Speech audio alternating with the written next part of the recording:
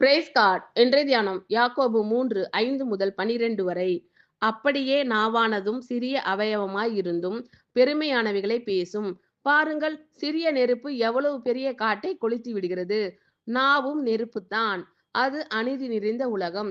நம்முடைய அவயவங்களில் நாவானது முழு சரீரத்தையும் கரைபடுத்தி ஆயுள் சக்கரத்தை கொளுத்தி விடுகிறதாயும் நரக அக்கினியினால் கொளுத்தப்படுகிறதாயும் இருக்கிறது.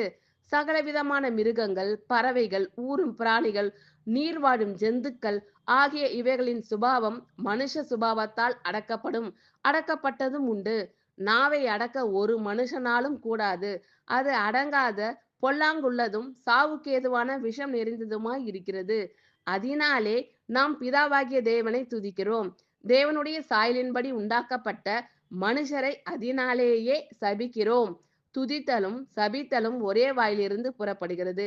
என் சகோதரரே, இப்படி இருக்கலாகாது. ஒரே ஊற்றுக்கண்ணிலிருந்து தித்திப்பும் கசப்புமான தண்ணீர் சுரக்குமா?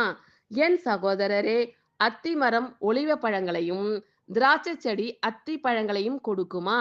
அப்படியே உவர்ப்பான நீரூற்று தித்திப்பான ஜலத்தை கொடுக்க மாட்டாது. ஆமென். Thank you Lord.